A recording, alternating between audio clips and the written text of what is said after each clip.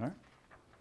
So, thank you so much for having me up here. It's been a blast. I drove in late last night. I met some of you late last night. It's gorgeous. Now that I get to see it in the day, I can't wait to explore the grounds a little bit. And so far, it's been fantastic. So thank you. My role at SAS is a bit of an odd one. I am an economist, an applied economist with interest in econometric tools. And about 2.5 years ago, I get a weird email from a recruiter that says, we want someone who can talk about econometrics to corporate America. And I said, there's no way anyone in corporate America wants to talk about econometrics. It's just, the geeky economists only care about econometrics. But it turns out that a lot of them do. And I've spent the last few years evangelizing our tools, because we build new tools, new methods, and then obviously we need to talk about the use cases for corporate America, and so I spend a lot of time doing that. But at the same time, I've been gathering information that I think is interesting for economists that I wanted to share with young economists, because I think we have tremendous potential to use our tools outside of our traditional pathways, and that is research and academia. So that's why I'm here today. Let's also have another convention of economists, and I know we're being recorded, but I would prefer us to play by economist rules. So if you have a question, don't wait till the end, just ask it, and we'll treat this like a normal seminar, and we'll use our time that way. So good to go? All right. So this is a collection, what I'm going to show you today is a collection of thoughts that I've had around how economists can transition their already robust skill set into a different type of career. Not a better career, just a different one. I've probably visited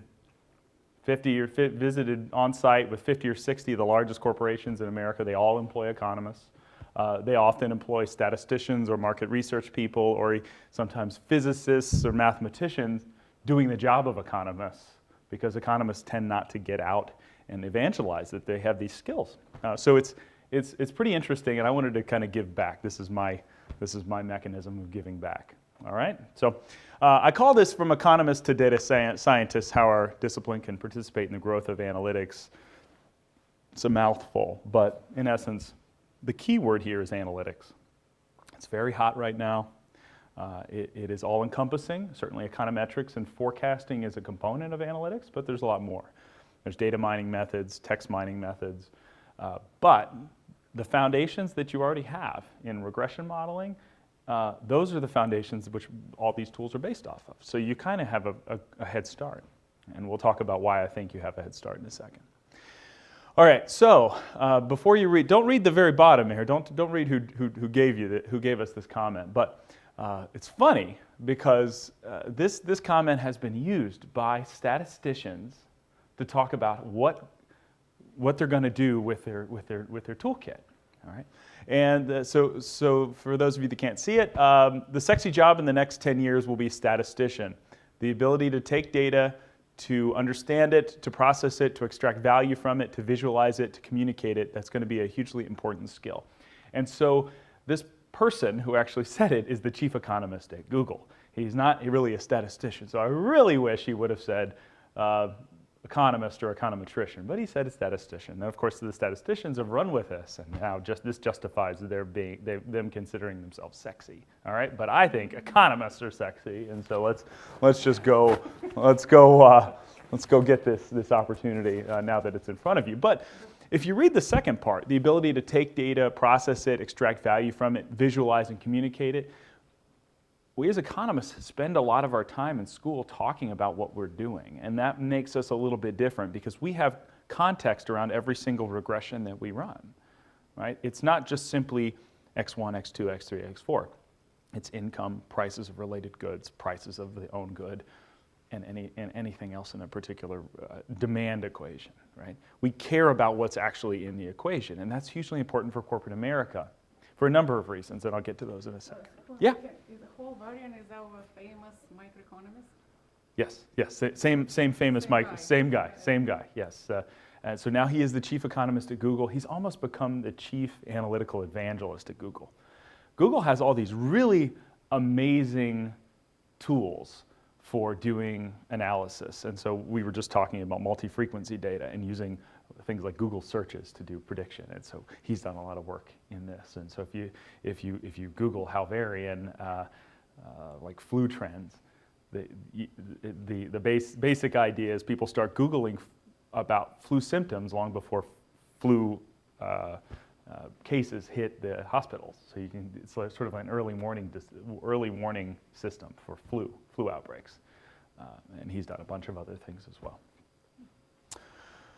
All right, so let's talk about what we will talk about.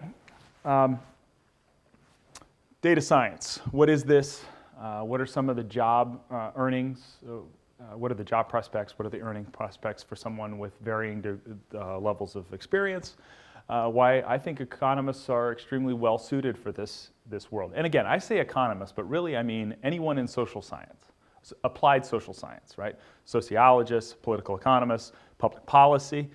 Let's extend that to folks that maybe even have a finance background or have a market research background. So I know most of us in here have a traditional background in economics, but really it's the economic form of thinking. All right. What technologies are used?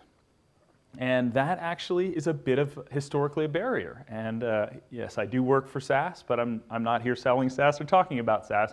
But I will talk about the technologies that I see used and some of the things that I think would help us break into this field. What changes do we need to make? And that is the technology, the methodology, and some of the terminology, because often I see that it's just the terms. It really, a classic case is in market research. There's a whole field called media mix modeling and media mix optimization, and really all it is looking at how influencing certain channels and forms of advertisement affects sales. It's a lag regression model, but it's called media mix modeling. And when you call it media mix modeling, it's worth more money. It's sexier, that's right. All right, click. So what is data science? Let's talk about data science and analytics in somewhat interchangeable fashion, although some people that talk about data science would say that data science encapsulates more, like you're a little bit better a computer scientist. But analytics this is my definition, is a field which aids in making informed decisions by aggregating statistical and mathematical tools with expert and contextual business acumen. So it's not just the math, it's also what you're doing, what the objective function happens to be.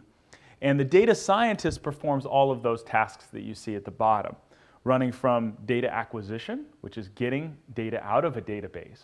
And so I heard today that many of you are working with Haver, right? And Haver, I assume you're using Haver's their private API, where you call Haver database and then it brings back some information and then you manipulate it in whatever statistical package that you're using.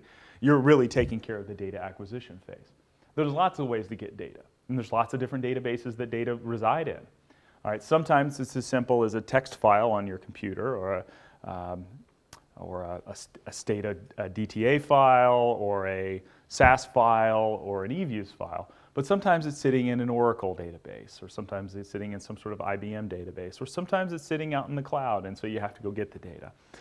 This may actually be an opportunity for you, because in my dissertation, I spent a lot of the uniqueness for my economics thesis was in the data acquisition phase. I became interested in something called screen scraping back in about 2006, 2007, long before it was really popularized by economists as a way to collect data. And so I was very interested in going out to a website with very structured data and bringing that back in an automated fashion and creating a large data set out of it. And so that's what I did around some ticket price information. So I'm happy to talk about that afterwards if you like. All right, while I took a breath, any questions so far? Has anyone experimented with data screen scraping or data scraping? Well, it's fun, right? I mean, think of all the cool data that you can get if you could grab everything off of a web page. All right, and in essence, it's nothing but writing loops and using some regular expressions to remove the stuff you don't want. All right, so the data acquisition phase is important. The second part, data management transformation. So when you get the data in from Haver, oftentimes you may have to collapse it. That is, you take something that's at a weekly level and turn it into monthly data, right? That's a form of data management. Sometimes data come in sort of a weird transposed format, and you have to take data that are wide and turn them to long. That's data management and transformation. Logs and differences, all of those things are common tasks that you do every day that falls into what I call the second bin of data management and data transformation. Then there's the third, there's the computational part. And there's all sorts of statistical techniques that you might use in there. There's optimization techniques that you might use in there. It is a very important part of being a data scientist or a person skilled in analytics. But just because you don't know everything about optimization does not mean you can't participate in this space. And then finally, something that I think we as economists are not great at is this part, reporting and visualization. We can get better at that. And so during my time at SAS, I began to realize how important it is to visualize data. We happen to force that visualization process when you do analysis in SAS. And initially, I kind of thought it was an annoying thing because it was giving more output than I actually wanted. But in the end, I kind of liked it because it's forcing me to look at something that I otherwise wouldn't have plotted. Now, when you get data, it's actually quite easy to throw a scatter plot onto a page, and you can tell a really nice story about a scatter plot. So I would highly recommend that as you're doing statistical analysis, you incorporate some of the visualization into your computation. But over here, we're really talking about telling a story. All right. After I have these results and I'm looking at marginal effects, it's a lot easier to sort of explain a marginal effect if you had some sort of chart or graph that showed it. So think about ways to communicate the value of what you're producing. But a person who's skilled in data science knows at least a little bit about all of these things. And so I saw a lot of heads shaking, and I would say that all of you probably do this at some point, right? In essence, this is a dissertation. That's exactly what that is. Right? That's how you get a thesis done. You start from there, and then you end there.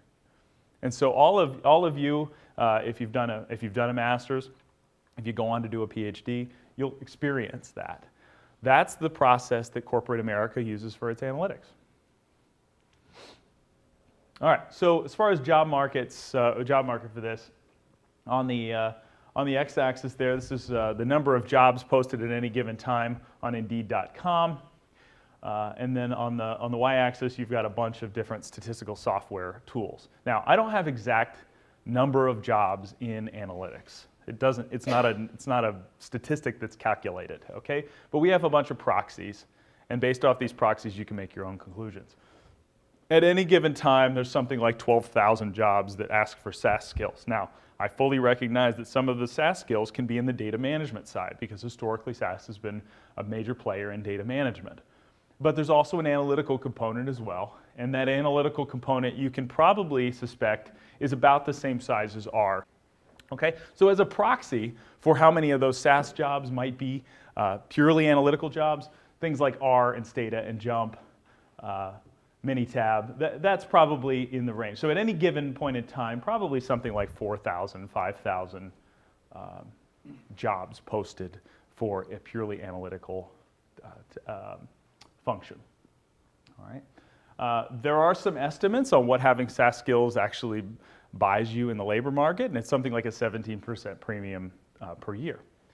If you do a little present value analysis, I think I calculated it something along the lines of $60,000 in present value earnings, having some SAS skills in your background. And as students, you actually have some easy and cheap ways to acquire SAS skills. So we can talk about that afterwards. All right, as far as salary potential for these jobs, again, this is about the best survey that I've seen that tells us a little bit about the salary. This comes from a recruiter, so there obviously is major selection bias in this. But for a entry-level bachelor's holding person in an analytics discipline, the median salary and mean salary is somewhere estimated in the $60,000 range per year. All right, so pretty good first job earnings in this industry. Of course, as you accumulate more schooling, if you're a PhD in this world, you can expect something along the order of $80,000. Now, I actually think that's really way lower than the reality. The initial starting salaries for the analytics programs, and there are many, and they are growing in size. There are a master's degree in analytics programs at various universities throughout the country. The University of Connecticut actually has one. The biggest ones are probably at NC State down in Raleigh, which SAS actually helped to found. There's one at Northwestern. Those are the two probably biggest, most well-known. And then since then, many schools have jumped on the bandwagon. So there are probably 100 master's in analytics programs around the country.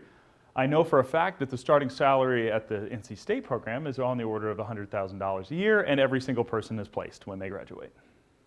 I mean, it's pretty much a guaranteed path to six-figure salary and employment. So it is highly competitive to get in, but I can tell you that there are not a lot of economists in there, just because economists don't tend to go into that field. I remember when I was applying to grad school, I saw like operations research and analytics as being like a potential path to go into, and I said, no, I want pure econ. I don't want to mess with this stuff. I'm happy I did it because it differentiates me now, but back then it was, I said, no. Anyway, and then by different sector. This is the other cool thing. I don't show this for the numbers, I show this for the industry. If you do have a general purpose analytics toolkit, you are not relegated to any particular industry. You can go from pharma, you can go into retail, you can go into manufacturing. All right. Yesterday I was at a manufacturer and I was at a finance company. Last week I was at a couple different banks, somewhere in the risk side, somewhere in the compliance side. I've been into major retailers. It's the exact same set of tools, but with a completely different terminology. You just change the variable name. All right, that's all it is. Okay, so it's kind of neat that with this discipline, you're not necessarily pigeonholed into any industry, and you can move around very easily. So, any questions about that? Any questions about companies you visited or things you've learned? Yesterday, I was with the whole team of at this large manufacturer in Detroit. There was a team of economists of your size, all with PhDs or close to PhDs in disciplines or something around economics. So they're out there. You wouldn't be the only one. All right, any questions?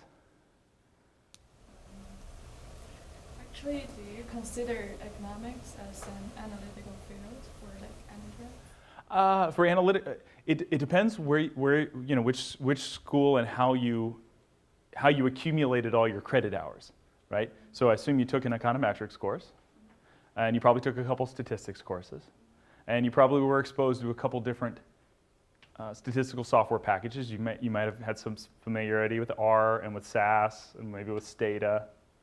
I consider that an analytical discipline at this point.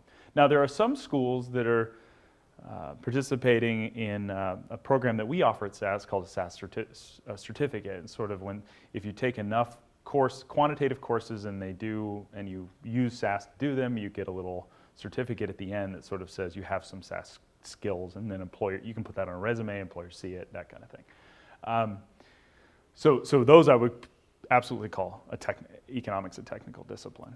My undergraduate, I went to a very small school in Florida, classic liberal arts. I didn't have much technical training, so all my technical training happened at grad school and then beyond. It's nice because I sit next to all the developers who write our syntax in C, and sort of through osmosis I learn stuff, which is great because I'm not very smart. It's true. It's true. I'm just a very average human being. No, you agree. Awesome.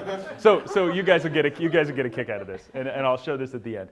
So we at SAS were asked to do a booth at the National Association of Business Economists meeting in September in Chicago, and so the executive director found me at the ASSA meetings. That's the American Economics Association meetings last year. And he said, He said, Ken, would you do a booth? I said, sure. We got it all worked out, and I said, oh, Tom, by the way, I do this little talk on how economists are making their way into corporate America. And he said, oh, that's pretty interesting. Would you send me a deck? And I said, sure. So I sent him the deck. He goes, hey, you know what? This would make good material for like a pre-conference day. And I said, oh, neat. Okay, yeah, sure, I'll do it. Why not? I'm there. So it was Sunday. So he said, you be here on Sunday.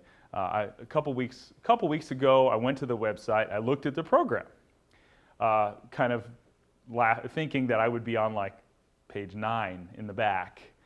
Okay, but 8 a.m. Sunday morning, Ken Sanford, analytics. Fine, no big deal.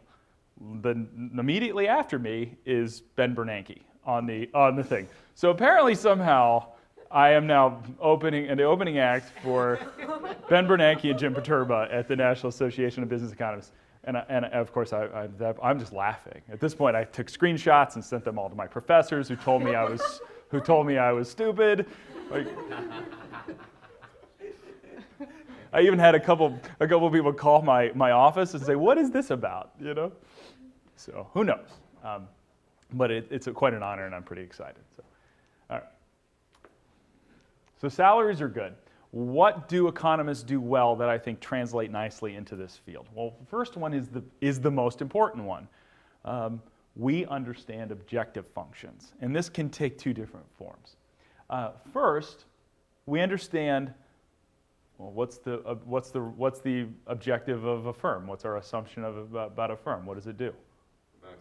Maximize profits, right? That's not necessarily, so that means there's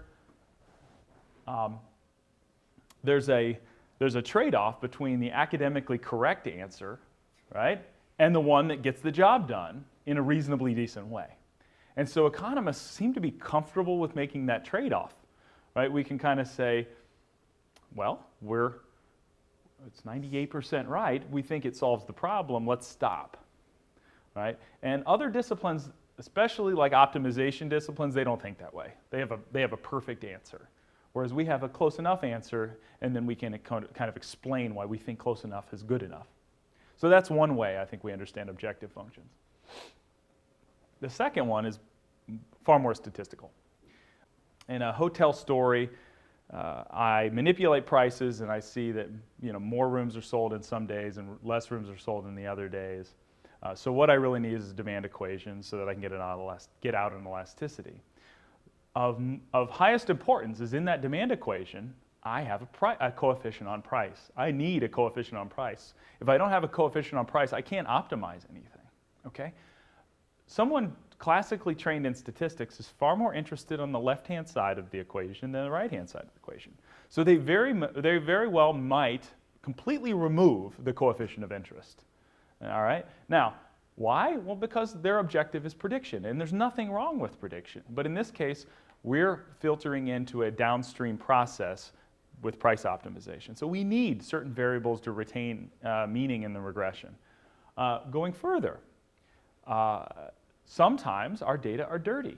That is, in the case of the hotel, when I sell out, does that mean that the actual latent demand was actually the max? Well, of course not. If I had set my price even higher, I still would have sold out. So there's censoring and truncation issues that economists tend to think about first and foremost, and statisticians they understand these concepts, but they're less interested in the data generating process. They care less about that. And again, this is a generalization. This is certainly not every single statistician behaving this way. But this is something that I've noticed that economists tend to go to immediately, and statisticians, you kind of have to remind them a little bit. Okay. What other skills? And this may initially sound like a weakness, but I can promise you that it's actually a strength. So economists have a very strong linear regression toolkit. OLS is extremely flexible. There's lots of good properties. It works well for discrete, 0, 1s. It works well for continuous variables. We don't need the x's to enter linearly. We need the betas to enter linearly, which means that I can have all sorts of fun functional forms in the way x turns into y, right? I can have cubes and weird splines and all sorts of stuff. So that we don't need to have a nice line, right? This one is important. We have a lot of methods to control for unobserved heterogeneity. So this is in the panel data world. Panel data, that term itself is new to a lot of the non-economists. All right, you'd be shocked here, but they tend to collapse time series down into one dimension, right? Or infinite, or even maybe worse, they'll throw the time series dimension out, or just look at the time series dimension and ignore all the other cross-sectional units. And in economics, we tend to have some training in panel data methods, which blend the two concepts and help you answer more interesting questions. All right. And then the last one, which is great, is most data mining procedures. We even kind of talked about one this morning, are flavors of linear regression. All right. And then B, I've already talked about. We think about the data generating process, DGP. Okay. And I told you about that hotel example a second ago. This one's a big one, never really talked about. I try to talk about it as much as I can, and that's that economists first and foremost think about causality. Right? We don't care about simple correlations, or sometimes we maybe do, but we're interested in causal relationships, which is complicated by the fact that almost all of our data come from the observational space. We rarely get to run experiments. Right? There are a handful of behavioral economists that do this in classrooms, but by and large, we have to use the data the world gives us, which comes from passively collected surveys, customer sort of revealed preferences for buying things, right? They just buy stuff, they buy certain numbers of things, different divisions, price units in all sorts of different ways. We offer customers options, they pick them, all right? But it's not done in an experimental way. We want causality out of observational data, and what I find, again, most of the time is that companies deal with observational data, and they want that causality because they want to play what-if analysis. That's their main goal, is to let's find a functional form that represents the world, and let's play what-if analysis around observational data. And that's what we think about all the time. Right? We think about issues of endogeneity, right? And heterogeneity problems. Make sense? Okay. Not to beat up statisticians, but they tend not to think about these problems. In fact, they usually throw their hands up at the point of observational versus experimental data. They usually say, all right, well, at this point we just have simple correlations. We have to kind of stop here. And economists sort of say, well, let's prod a little bit further. Let's look for fun experiments. Yeah, go ahead. So I often hear this distinction between statisticians and economists and how they approach data. But if statisticians don't worry about causality and they only care about correlations, then what exactly does an applied statistician even do? It seems like there's very little for them to do if all they do is correlate in a business context. Sure. So there's a huge demand for applied statisticians in bio and pharma research. I mean, that's probably the single largest consumer of that labor, is to get into pharma studies. And in that world, everything's experimental, and so everything has that causality interpretation. For the applied statistician that makes it into corporate America, say in a bank, insurance company, into a market research firm, that kind of thing, usually they are trying to do some type of causal type analysis. They typically are being directed by someone with an economics type background to give them that interpretation. Not always the case, but the type of statistician that has cross-trained tends to be the one that runs the analytics departments for these firms, and that's pretty typical. So there's a little bit of cross-training that goes on for those that get outside of the traditional biostatistics and pharma studies. There's also a lot of the pharma companies do their research outside of the house in something called a contract research organization, or a CRO. That's a big employer of classically trained statisticians. All right. And for the economists, we get our causality in a pretty cheap way, right? We just look for, and that's what we do. We do everything in a cheap way. I always think about statistics as really oh, that's why we have our darn meetings in Philadelphia in the middle of winter. Which, by the way, if anyone watches this from the AEA Association, I am happy to pay more than $100 to be in San Diego every year. So San Diego, Austin, Dallas, Louisiana, Miami, Tampa. I mean, we could just repeat all of those. Let's keep it in the South. That's why you have SEU. Pay the few extra bucks. Yeah, but the AEA is the big one. We get our causality in a cheap way. How do we do it? We use selection models. We use instrumental variables. We use panel methods. We use regression discontinuity. We have other ways to attack the causality problem that doesn't involve running a very big, expensive experiment. Okay? And so if you're a fan of like the Freakonomics books, I'm trying to think of the other set of economists that do this kind of work. Jeffrey Wooldridge's stuff. Levitt and Wooldridge and all those guys are Green. They've sort of helped to take these methods into more common usage, because we get for free something that most of the time statisticians have to pay a lot of money for. We don't have to run an experiment. We just take observational data. So the last part is very interesting to me. If you use the term endogeneity to someone who hasn't studied statistics from a social science background, they'll look at you like you're crazy. It's a new word. They don't even know what that word is. Okay? And it's real simple to figure out why. Anyone know? Is everybody, first of all, familiar with the term endogeneity? Okay. All right. So, how do we know something? How do we talk about endogeneity? We tell a story. All right. Well, that's one. But what's the story about with respect to a model? There's self-selection, problems, limited variables. Right. But in essence, endogeneity causes inconsistent estimators, right? And which means in the estimator is not centered on the true population parameter, right? Where's the population parameter coming from? How do I know? Beta 1, beta 2, beta 3? Where do I get that? From the model, right? Like the model, the economic theory that we write down, beta naught, beta 1, beta 2, that is our model. That tells us what betas we're interested in. So if you don't have a model, then what are you comparing to this estimator? Nothing. Okay? So we think there's a truth, and then we find an estimator to look for the truth. What I'm saying is a lot of other disciplines don't have a model. They think the data define the model.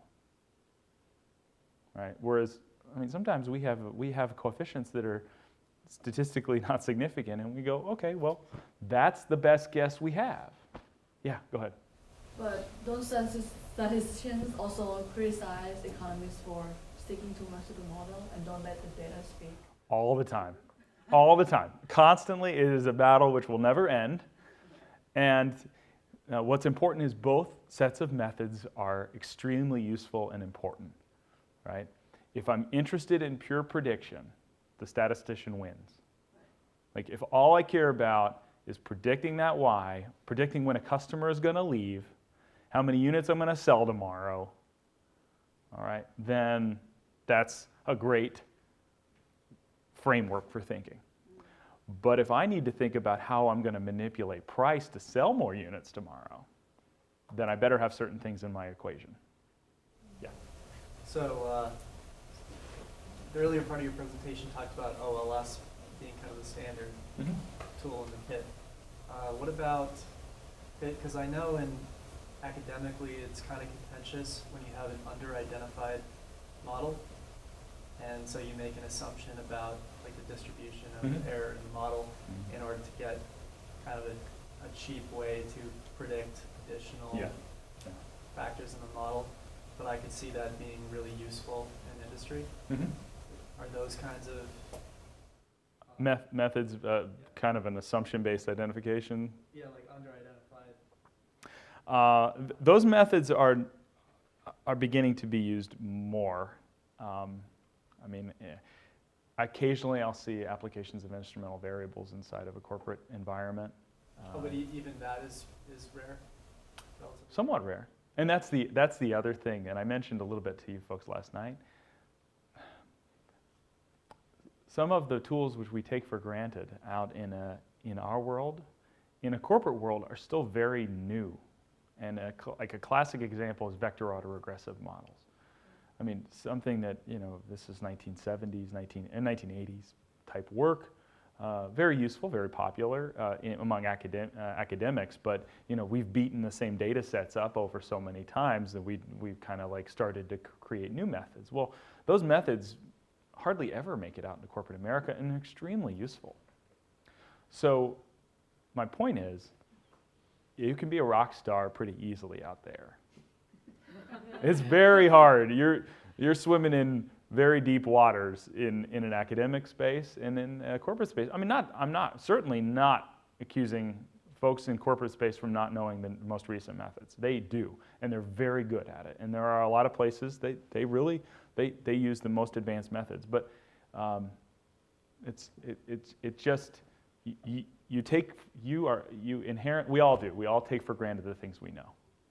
And let me just tell you that your skill set would be very attractive to people in a corporate environment. All right? I'm not just simply selling corporate America here, but let me tell you that it's an interesting place to work and they do good work. Yeah, go ahead. Is there a way, in your opinion, to be an entrepreneur and come up, like let's say you want to write an academic paper that requires using some very private data. Yep. Is there a way, in your opinion, that you can convince some kind of trade, your results for their data? Oh yeah, so that happens a lot. I was told in school that companies would never share data with you, don't even ask. That is wrong. All those professors need to be instructed that companies actually tend to want to share data. In fact, the Kaggle competition, I don't know if you've ever heard of this. Okay, so it is a data mining website, Kaggle.com, Kaggle. It is a data mining website that provides company data to anyone to answer a specific question, and major players are on there. So if you go to that website, you'll find Netflix information and Walmart information, and I mean every sort of different company. And they're asking bigger questions than just data mining questions these days. They're asking forecasting type questions. They're asking some analysis type questions. So it is possible, certainly, for companies to share data with you. Now, if you have, typically to get the really good stuff, you probably have to have an interpersonal relationship with somebody that works at the company. But it's certainly possible to get the data and trade some answers for the ability to publish the results, not the data. You're never going to get that. But that's okay. Journal articles don't require you to have data. They just, I mean, you probably have to have a record of what you've done in some sort of scripting language, but just in case you need it. There are a lot of companies that do share data, and they share them with big-time academics. Typically, if you've got your foot in the door as a tenure-track professor, they're going to come to you. Big company X is going to say, "Hey, Dr. Wooldridge, would you take a look at my data for me?" And he's going to do it and publish a paper on it and maybe give them results. Now, there's certain things they probably don't want you to publish that are industry secrets, right? So a lot of companies, one of our big insurance companies, has stuff that they make available and then stuff that they want to keep because it differentiates them from the next big insurance company. And how do you meet people that? That's actually the last slide that I have talks about how you meet those folks. But really, I'm going to put my professor hat back on. What was driving me nuts at the end of teaching was that all the students walked around all the time with their iPhones in their ears, or they're looking down at their phone. So how do you meet people? You keep your head up. And I'm serious, and take stuff out of your ears. And, you know, especially for you folks that live in big cities, and I know it's probably always not a good idea to look people in the eye and ask them things on subway rides, but I meet people all the time on, you know, airplanes and buses and, you know, sitting and eating dinner. You know, just go sit at the bar and you'll run into somebody. You know, and I think that skill is a major differentiator. And it always has been. You have to have a little bit of that salesman networking in you, and I know all of you do. And there's no reason why, even if you have that, you can't be technically gifted. You can be both. So, am I doing okay on time? Oh, yeah. Okay. Does that kind of at least give you some places to start? The other place to start is put yourself out on LinkedIn. Try to go to a couple regional conferences where the subject matter may be analytics related. I know MIT always has a big sports analytics conference that you probably could, you know, dip in. As students, you probably can get cheap rates, which is nice. All right. Anything else about that, or anyone else have anything? You probably have something to add about networking. You're good at it. How do you do it? Well, you just talk to people. Mm-hmm. And again, the main thing is just don't be shy. I guess maybe at some point that when you're young, you are very shy and not, you think you're stupid or a stupid question or whatever. So you just have to overcome that and come up with your stupid question because it might not be actually stupid. Yeah, rarely is it stupid, right? Good question. And in fact, the most stupid the question is that attention comes on you, and you get the attention of person, and then you can teach your thing. Whatever. So the idea is that don't be afraid of ask something, because that's how you differentiate yourself also from a crowd. If you can, I always tell my students, like if they can also add something that they did, like they did internship at AIR, or they went abroad or something. Always at the interviews, that will be, because everyone will know regression, those who interview for the position. Everyone will have these analytical skills. But if you can do some personal, like not necessarily stupid, but some interesting angle to you, then this person will, oh, remember that girl, she asked that horrible question, but I remember I remember her. I remember her. Yeah. Exactly. That really smart guy sat in the back of the room. I don't remember his name. Exactly, but, exactly. Yeah. Because so that's exactly true. Exactly true. And, so and just you don't- oftentimes get, in life, you get plenty of chances to redeem yourself. Right? And the question is You never do. stupid. It's just like something fun you said. And so, yeah. No, it's good, and that's a wonderful lead into this one. So what else do economists do? What do we do well? We articulate the problem and we articulate the solution, I think, better than a lot of other disciplines do. And so I know Dan reasonably well. He was at Walmart for a while. Now he's at Lowe's. The bulk of the people coming out with statistics degrees are technically competent, but they're missing the consultative and soft skills, everything else they need to be successful. So it's not enough to know every single method. You have to be able to articulate the method, figure out the problem, all right? Figure out the, and this is true of academia. This is true, if you go into academic research, you still need to identify, you have to figure out something interesting to somebody else, okay? So you have to figure out the problem, be able to articulate the problem, solve it, all right, but everybody's going to be able to solve it, and then be able to deliver it on the back end. And so one of my colleagues at the Eastern Economic Association, whatever that is, all right, he said, well, we're good storytellers, and that's a great, that sums it up perfectly. Economists are really good storytellers. Right? Because we're always thinking about the first principles of economics, which is that there are agents, and they have objectives, and they have constraints. We're just, like, I used to beat that into my students' heads, right? Agents, objectives, constraints. We think about that. In a corporate world, that's super valuable, right? Being able to tell a story, right? Which is actually often the reason why nothing more complicated than a linear regression is needed. Because you have to be able to explain it. If you run a principal components analysis, and they go, oh, okay, well, what's the coefficient on this variable? And they go, I don't know, Or this happens all the time.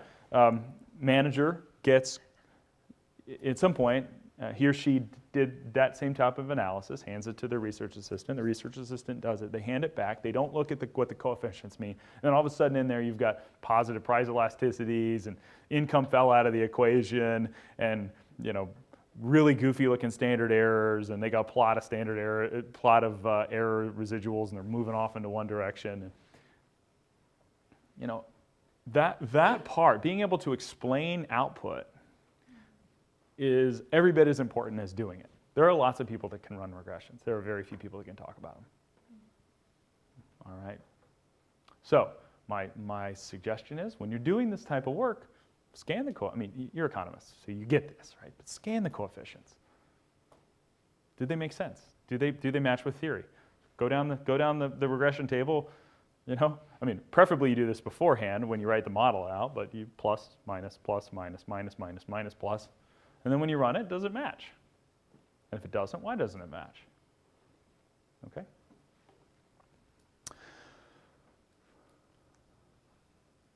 This one's debatable, but I like to throw this in there for a number of reasons. So big data is almost as big a term right now as analytics is a term right now. Big data is very hot. Now, what do we do with big data? Nobody really knows. You ever seen the Hoarders show on those reality TV shows where people just they open up their house and there's like stuff falling out all over the place because they just collect everything and they have no idea what to do with it? Yeah, that's kind of happening. All right, I call it data hoarding. Not super popular to talk about, but really, companies are keeping more data than they actually think that. They're just keeping it for the future and really maybe not be getting the full value out of their data, okay? That said, having the ability to work with large data sets is extremely important in the event that you find a question that requires it, okay? What is big data? Well, probably its simplest terms, big data are data that exceed the size which is comfortable to work with. All of you, I think, most of you work with eViews on a laptop, is my guess, right? I can pretty much guarantee you that around a data set of about a gig and a half, 2 gigs, it's going to freeze up and die, okay? Stata probably maybe a little bit bigger, it's going to freeze up and die. Nice thing about SAS, a little pump here, is that it will handle it. It was sort of designed to do to do that. So it can. Even when you get into the multiple gigs world, it can do some analysis. R will probably die even long before that, depending on what flavor you're using and what methods you're using, because it is dependent on the methods. But that said, big data means data that are uncomfortable to work with, slow, causes problems. Sometimes it's even in that you write script and it takes so long to figure out that you messed up. I call that to me, that's big data. Right? I have to remote log in the middle of the night, check my file, see if it died, restart it later. All right, because I made a syntax error somewhere. The census microdata, current population surveys, CPS, especially when you accumulate multiple years. A lot of the health data sets, multiple gigabytes in size. In my world, that's big data. Okay, and all of you probably have at least played with it or have some familiarity with it. And our toolkit happens to be simple, which means that we get fast estimation. So byproduct of writing a more complicated estimator is that it takes longer to do.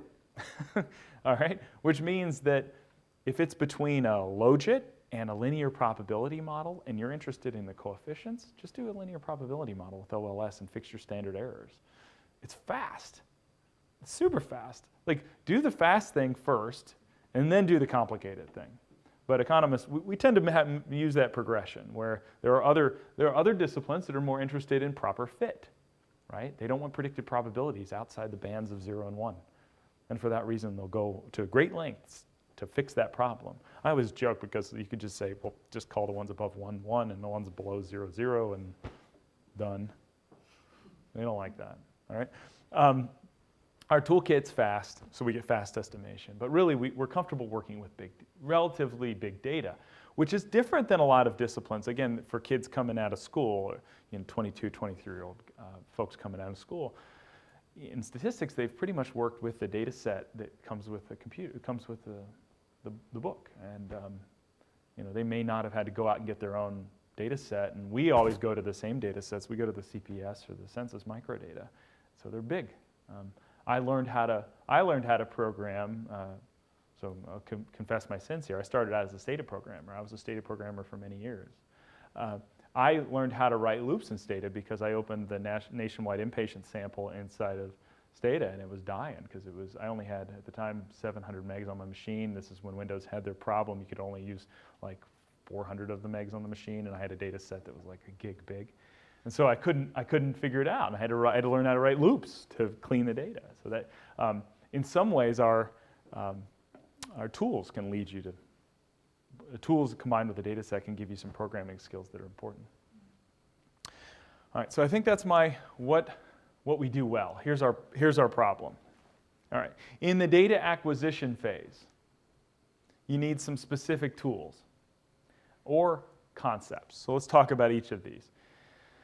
Most data acquisition in a corporate environment is coming from a transactional database, okay? Or maybe if you're lucky, coming from a data warehouse. Typically, these data warehouses and databases are not flat, meaning they're a bunch of tables glued together potentially by you. And you use something called the structured query language to pull a flat file from these different tables.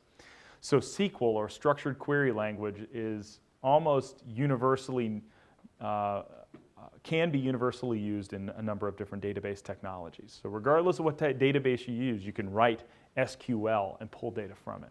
So as a skill, having some SQL skills is extremely important.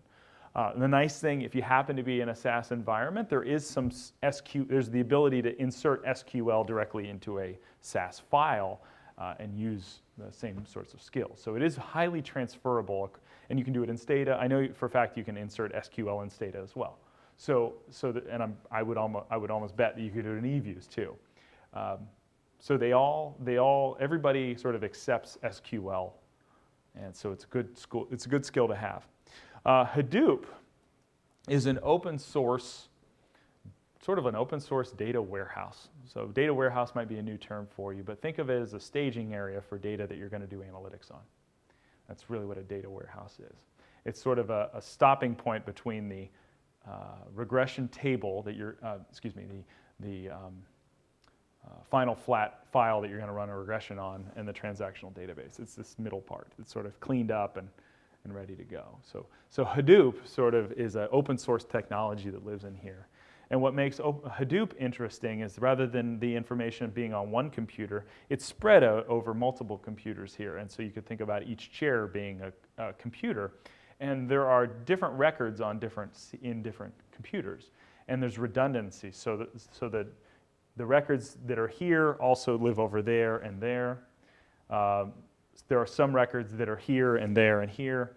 And so there's enough overlap to where if I took this chair and I pulled it off, I could still go back and get all the data because there's redundancy. Okay? So that's one of the big benefits of Hadoop. It is a very popular technology. It's growing very quickly. You don't need to know everything about Hadoop, but you probably should just know a little bit. And by a little bit, I mean you pretty much got it if you figured out my seat example here. All right, these are all good words to have on resumes, by the way. All right. Dirty little secret is that now recruiters don't actually look at resumes. What they do is insert your resume into a database and they search it. Okay, they don't look at anything anymore. So keywords are super important. That's one of those keywords. Be able to back it up, don't lie, but have some familiarity. Python is a open source language that's useful for grabbing data. You could certainly write some, I mentioned web scraping technologies at the beginning. You can write some web scraping in Python. There's other languages as well. And then the concept of an API. Some of you are using APIs with Haver. There are APIs to all sorts of things. In SAS, we just happen to put an API to the Federal Reserve Economic Database, the FRED database that sits at the St. Louis Federal Reserve, which basically within a SAS session, again, think of SAS batch files like eViews batch files like Stata batch files, right? But they go out, it goes to the public API, you pass it some parameters, it passes back a data set, okay? But those technologies are increasing in usage, and so there are APIs everywhere for all sorts of things. One of my favorite APIs is Google's mapping API.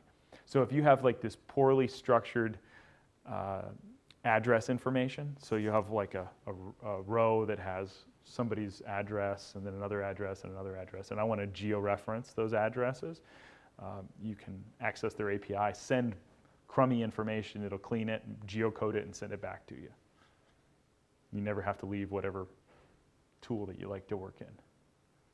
All right, I used to do that in the tool that I used to work in. All right, so all those technologies are important. Data management transformation. So let's recap here. In the data acquisition phase, I would say economists, we know very little to none of that as far as the core technology. We understand what's happening, but the technology itself, we don't know. We kind of maybe have some SQL. The second data management transformation, having some SAS skills here is tremendously useful. Because again, I mentioned SAS can operate on data sets of any size. It's highly used in corporate America for that reason. Okay, it's very entrenched in corporate America, far more entrenched in corporate America than it happens to be in academia right now. But I will make a minor pitch for something called the University Edition, which basically at SAS we're giving away SAS for student learners now. And so after this, if you want, I'll show you how to go get that copy that you can put on your machine as a student, so you can get up and running. Yep. Is there a limit on the size of the data No. sets there's no limitation No. to that versus the No. corporate versions? No. Oh, wow. Okay, and there's a couple different ways to access that. There's a way to put it on your own local machine. There's a way to access this via the cloud.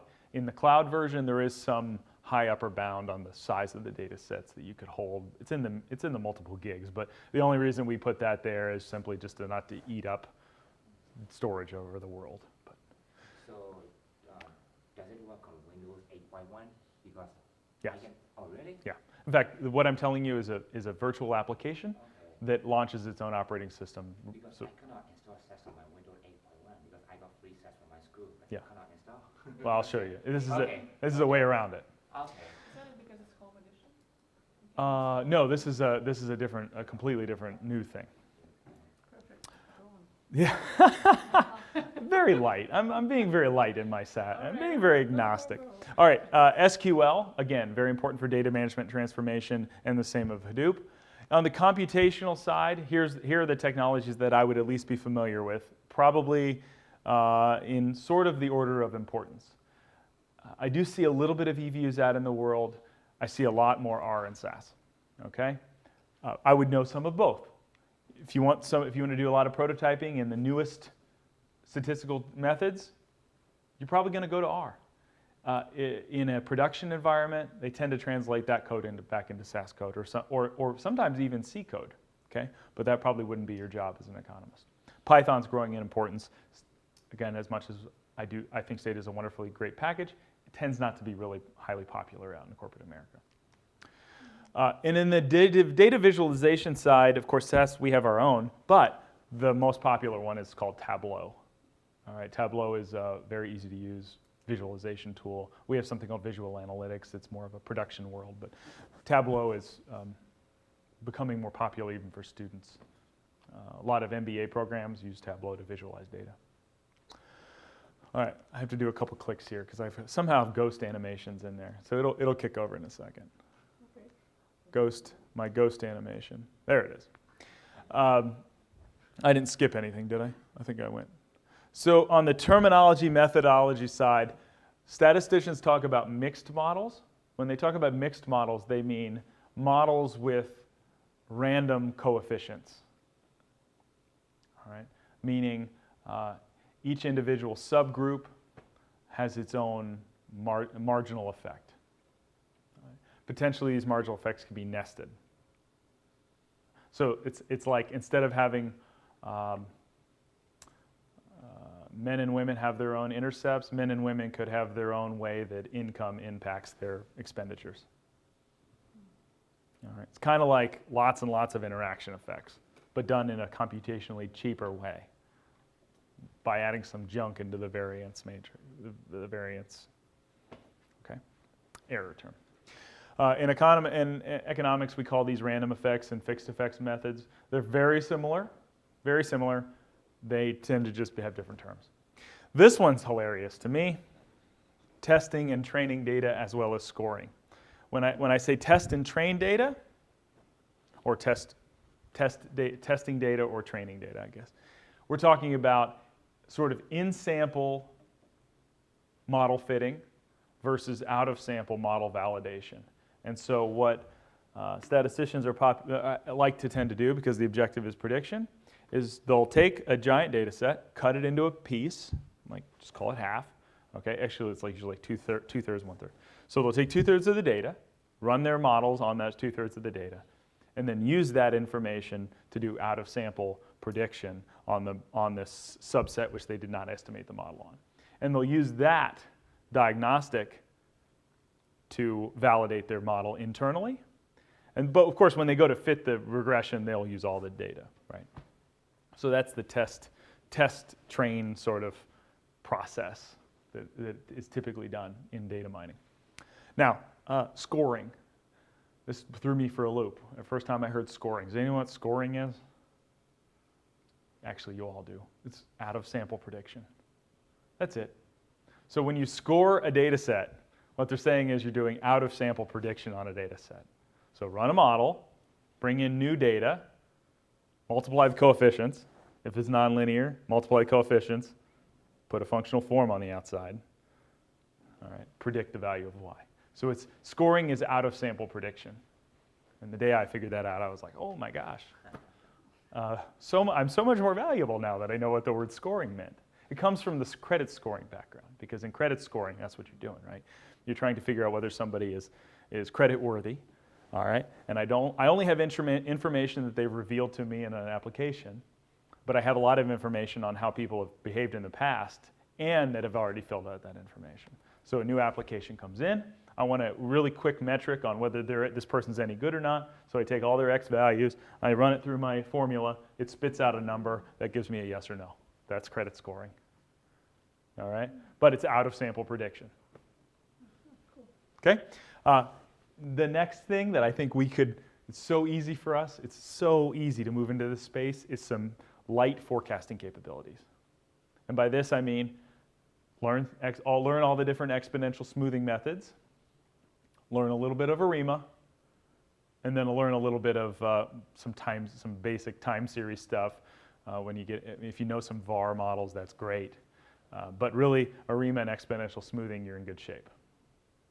If you have those skills, you have a home out in a more corporate world. This is good for academic stuff too. For those of you that get into academia, I've been talking big on the corporate side, but the model for academics has completely changed in the last few years. And by that I mean there's no more money in universities anymore. I mean, the state budgets are shrinking. All right, students and parents have been pushed almost to the brink of how much they can pay in tuition. So there has to be a mechanism to raise funds that's not from either of those sources. And where's it coming from? Corporate America. They're paying for work to be done. So if you are an academic that speaks this language, you can be a superstar in an academic environment because you're bringing the money to the house. All right, and it feeds you new data sets. Because company X will come in and say, I need you to solve this problem. Oh yeah, how much are you paying me? And by the way, how much are you paying me does not mean that it necessarily goes in your pocket. A fraction of it will, but that's how you can pay for RAs. That's how you can pay for PhD students. Because PhD students, again, when we're starting to shrink budgets, who gets cut first? PhD students. Okay, sorry, I don't mean to scare you, but that's happening. Like a lot of big schools have removed their PhD programs as a result of this budget crunch. If you happen to be in a business college, you're a little bit insulated because the business colleges do a little bit better job of attracting external funding. All right, but you can be a rock star in this space. All right, back to the networking. How do I get involved? I like LinkedIn. I think LinkedIn's great. You can follow stuff. It's like a legitimate Facebook. Okay, Facebook for grown-ups. Anyway, the Informs is the information management, operations research, and management science academic group, like ASSA is for social scientists. That's for folks that do management science and operations research. They have an analytics series that's particularly good. The Joint Statistical Meetings, JSM, does some nice work in applied, for some various applied disciplines.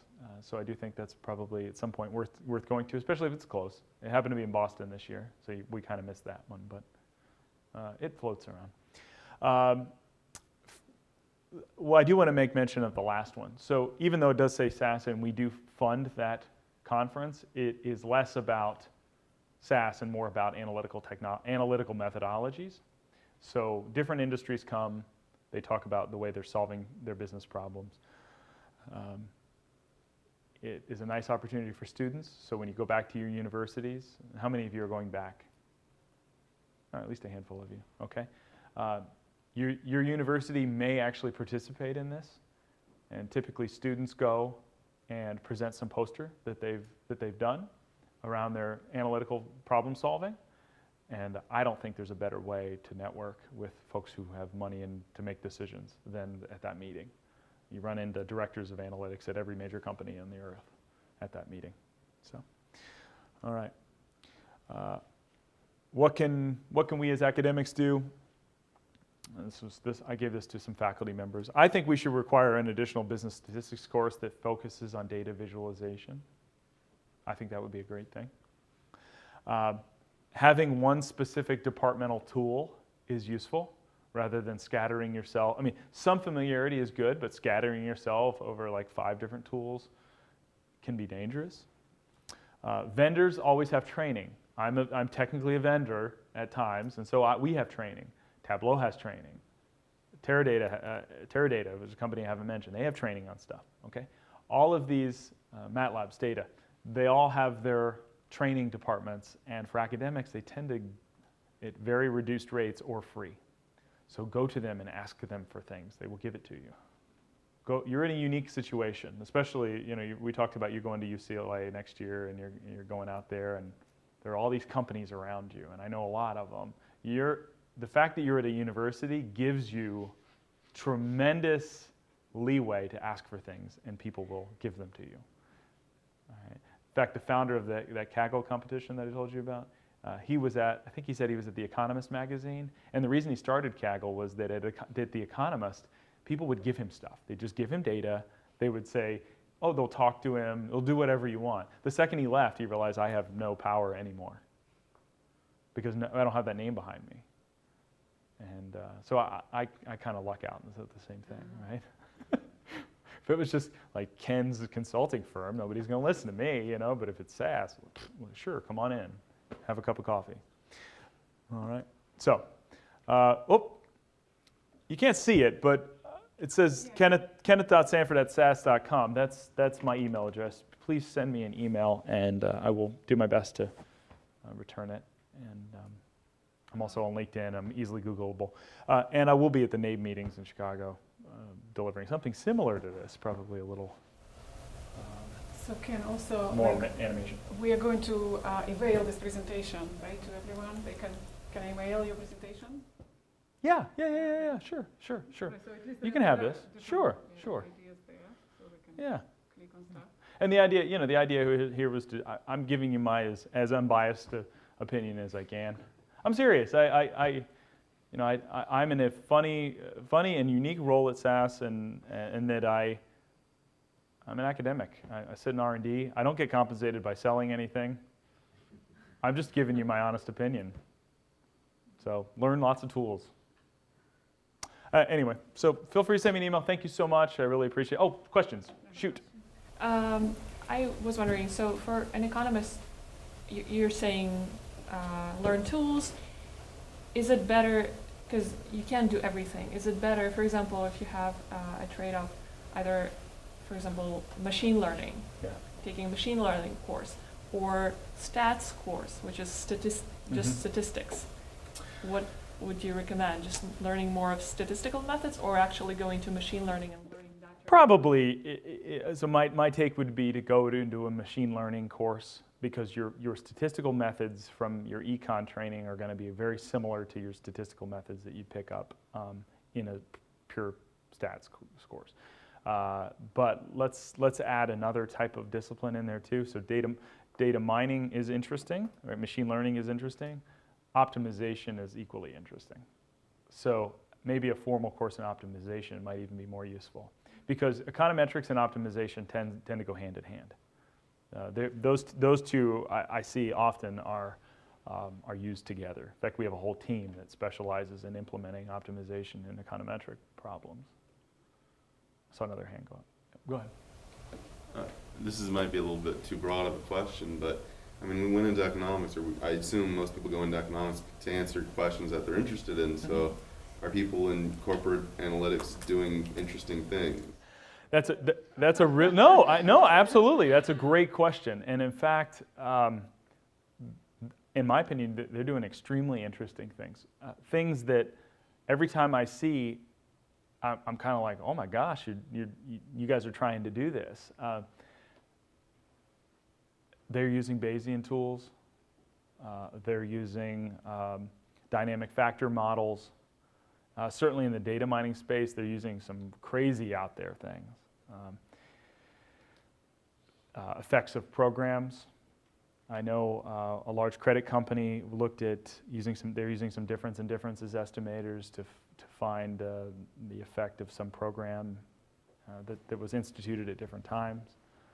They're using as sophisticated methods as academics are using on way more interesting data sets. The only thing I would add though, but that because I know Eva, so you might not be able to work on your specific topic that you're interested in, while you are, as professor, you can select whatever, and That's academic true. freedom. Here, obviously, you're hired to do maybe fun stuff, Yeah. but you will be given an assignment, exactly like we gave you CDI. Yeah. And you cannot get out of it, even if you don't like it. But that's the trade-off between corporate and academic. Because I think I agree with Ken that, in fact, some methods or databases are much more sophisticated there, because they also have money to do their own thing. But Yeah, I mean, it's unlikely that you'll be able to pull up like the current population survey and just do something interesting about women's labor force participation. I mean, that is not going to pay the bills and keep the lights on. That said, a lot of companies, especially the handful of the best ones, they do give some research time to their research associates, and they like for you to publish papers. I know like Yahoo, Google, Microsoft, a lot of those jobs, in addition to say doing some search engine optimization or figuring out what point on the where to put this on the page to increase the number of hits, that might be 25 hours of your week. 15 hours of your week or 10 hours a week, if you're in my case, can be your own stuff that you can add to the prestige of that type of job. So Halvarian's group, for instance, does all sorts of off-the-wall things. So it certainly, most of the work is guided in a specific direction. That said, there's a lot of leeway in that direction, from what I've seen. Some places different. Go ahead. Oh, actually, I'm just curious about if I could get a certificate online, because I'm pretty sure my school doesn't collaborate with us to give us certificates. So we'll chat about that. We'll have plenty of time for that one. Any other global questions.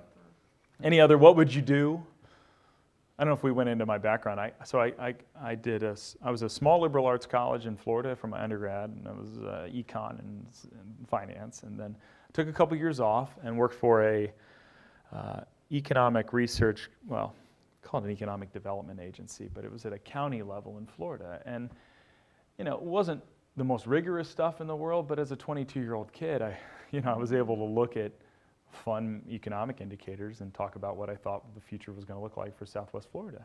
And it was neat. One of my very first presentation, I remember a 22-year-old kid coming into a room with 150 real estate agents, who really know the real estate market, and I'm there to talk about future directions in Southwest Florida real estate. So I'm like just sweating, and I got graphs up on the board. But it was really good training for both in public speaking, which I recommend you do as much of as you can, but also kept me fresh. So what you're doing now on both of those dimensions is great, right? I even saw today, you guys were presenting material back and forth. Very much a challenge session, which is what you'll see in grad school, is pure challenge sessions. And our discipline is a little bit unique because we can say, I think that idea is terrible, and which does not mean I think that you are stupid. Like those mean very different things in sort of our world. Let me warn you, that's another thing that's different about corporate America. That does not translate so well, right? There is still that political undertone that you need to be able to sort of massage and work your way through. So that's something that's a little bit different. But I think where you're spending your time here, how you're spending your time will pay dividends way, way into the future. So I think it's great. So anyway, after I did that, I went back to grad school at the University of Kentucky and had my dissertation completely done on optimal pricing and location choice. Done. And to this day, I think Bill Hoyt is upset with me on like not just running that direction. But so I had this thing all done, and then I said, wow, I really think that we misprice our sports tickets at the university really badly. And this is about the time where funding is drying up everywhere. And I said, how can we better do this? And so I scraped some data, and I tried to sell a consulting project to the University of Kentucky. I got really deep into it, and I said, well, how can I turn this into something legitimate as far as an economic dissertation? And I did. I managed to get it done. I got a couple. I recently got those publications. They just came through. So that was basically my story. Oh, and then I took a couple jobs teaching, knowing that I really wanted to be in analytical consulting. But economists, we don't really get into this world easily, right? Which is part of the reason I give this talk. Economists tend to get pigeonholed into either litigation support, right, which he's done some of, or into something called transfer pricing, okay? Now, I don't want to beat up the transfer pricing people too much, but it's not an overly quantitative analytical discipline. It is analytical, but it's analytical in the sense that you're reading contracts and justifying some things. So if you like the regression world in statistical analysis, it may not be the right place for you, and that's what I quickly found out.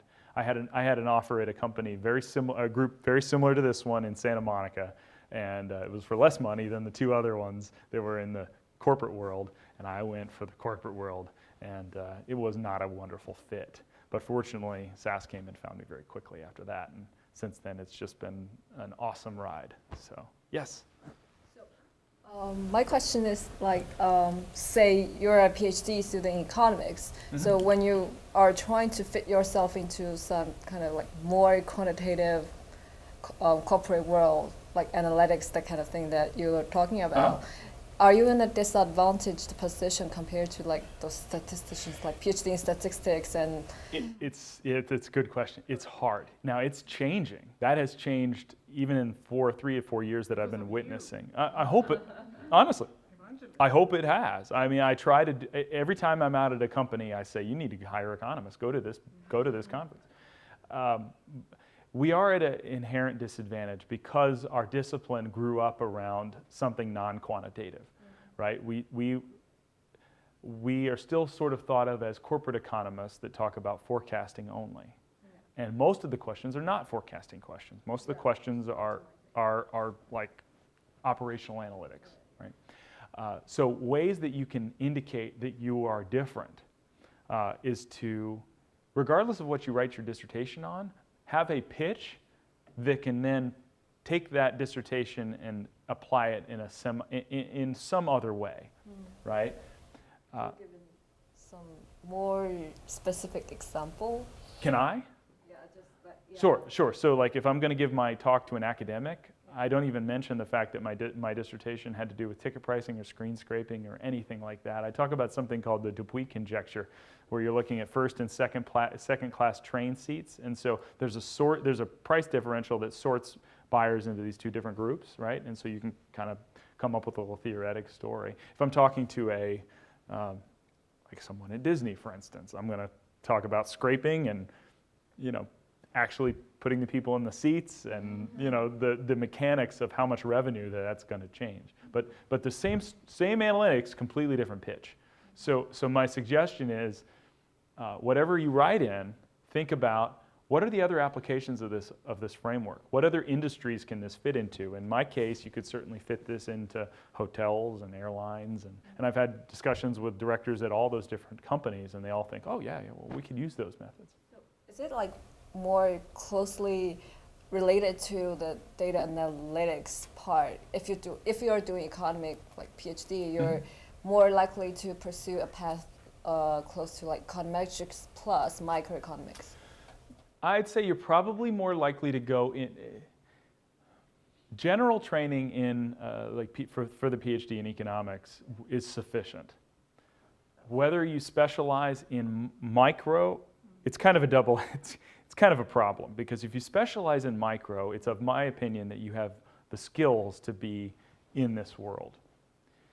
If you specialize in macro, you're signaling to the world that you do forecasting, which this world immediately associates with a need.